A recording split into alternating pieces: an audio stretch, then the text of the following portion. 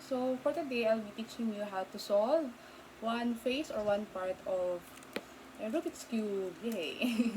Okay, so as much as I would like to teach how to do the whole cube, to solve the whole cube, it's a bit um, lengthy and a bit difficult to describe all the movement because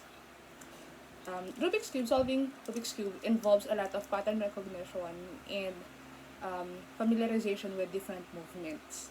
Okay, so it's a bit lengthy and you need to, it's a bit difficult also to explain the whole uh, patterns and the different movements because once you do one pattern that involves one movement and then from that pattern you will move on to the next pattern, a different movement. So medyo madami. Okay?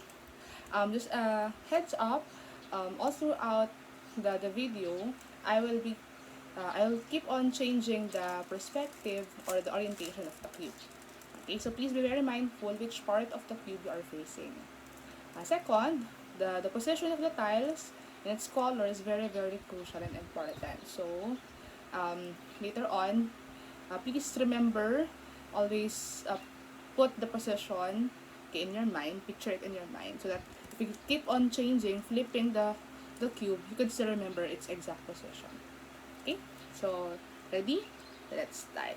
Okay, so let's choose first which area of the cube would like to focus. So for example, I'll choose this area because it has a lot of blue already, so I could start there so that I'll have minimal movement because majority of this face is already color blue and color blue is my favorite color, so I would like to use that one. Okay, so let's start.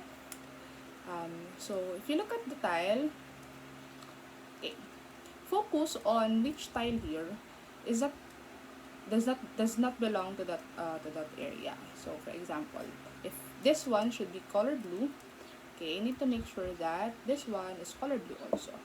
Okay, and the rest of the other area. Okay, so you just need to constantly remember 4 terms: tapat, iwas, lagay, balik. Again, tapat, iwas, lagay, balik. Okay, so the first part is tapat. Okay, so but before we do that, make sure that you locate first in the tile, okay, a possible replacement of this one. Okay, so ano ba yung alin dito yung color blue din that occupy the same position as this one. Okay, so for example, I'll just flip it, and then this one. Okay, it's also color blue, but can this tile replace the tile here? Okay, the answer is no. Probably it will be occupying a different tile, but not this area. If I would like to focus on replacing this first, I can't use this one. Okay, because they are not of the same position. This one is at the center, at the middle. This one, it's nasa gilid siya. Okay, so probably I could still look other positions. Okay, so let's say for example, okay, this one, I'll just change the perspective.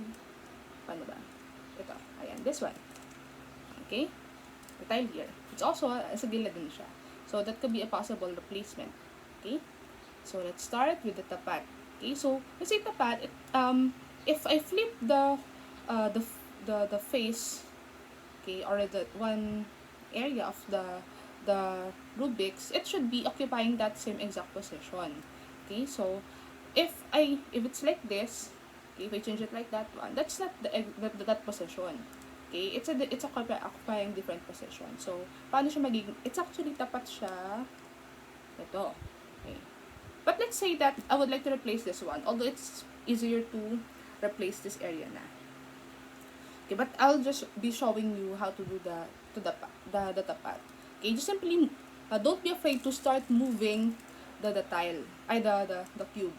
Okay, so, if I move it upward, okay, let's go back to this area.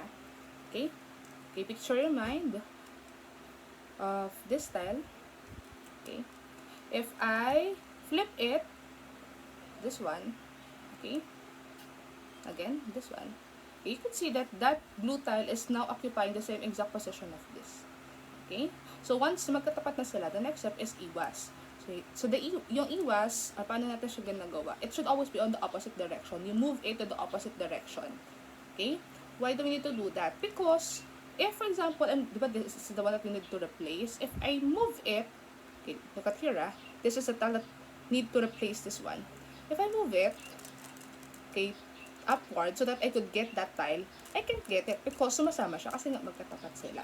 That's why you need to iiwas mo muna siya in the opposite direction so that when I start moving it, okay, it will be safe first at a different position and then in preparation to the third step, which is lagay. So, I go back here, okay, if it's in this side, you move it to the opposite side, okay. Let's go back here. The third step is lagay. Ilalagay mo siya dun sa previous position nung tile that will be replacing that area. So, this one, okay, I will put it upward, okay. Then, the last step is balik. You just need to simply put it back to its original position. So, balik. Ay, hindi nyo nakita pala. Okay, balik. Then, change here. Balik. And it's now in that area. Okay, you just need to constantly do it.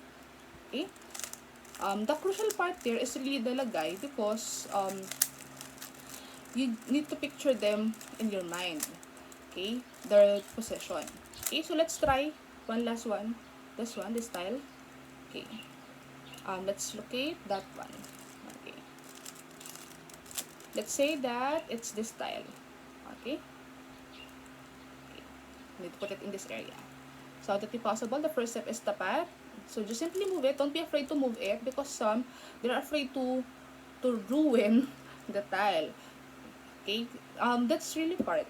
Okay? In order for us to construct it, we need to deconstruct it first. Okay? So, again, the first part is tapat. Just simply move it. That's the trial and error part and that's the crucial part, the tapat part. Kasi, you need to really look at it in different perspective and then move it until makikita nyo na magkatapat na sila. Okay, so, for example, this one, I move it like this one. Okay, now let's see. Look at this position. Okay, would that be the same exact position ng blue tile? Okay, yes. Okay, because we need to replace this with this one. Okay, so let's go back. So, after the tapat, we do the iwas. So, paano yung iwas? It's nasa taas siya, so the movement will be the opposite direction. Okay, and let's go back. Okay, then the third is lagay. Okay, let's put it. Okay, okay. And let's go back here. Balik, balik, balik. Okay, then we'll finish. Okay, then I'll just be solving the whole cube so that at least you can see that it's possible to really solve it.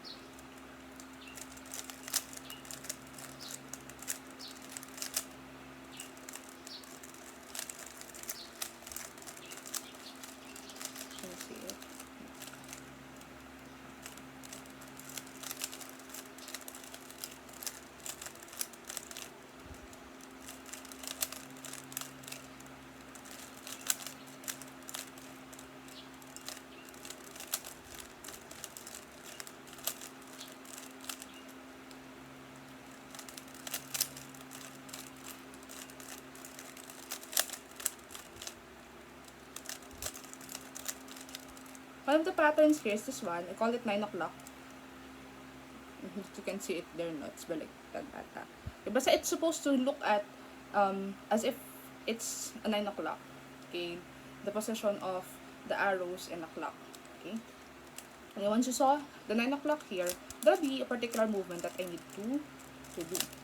Okay, and then I just need to do it until it becomes a cross. Okay, regardless of if there are an extra, there should be a cross. That's the next pattern. And then the next pattern is that every face should look like this. Like this. Okay, I call it tangke. Okay. Regardless if there are again extra, as long as you were able to do a face something like this. Okay. And then there will be a particular movement again that will result you to the next pattern. Until it's all solved. Okay. I hope you learned something. Bye.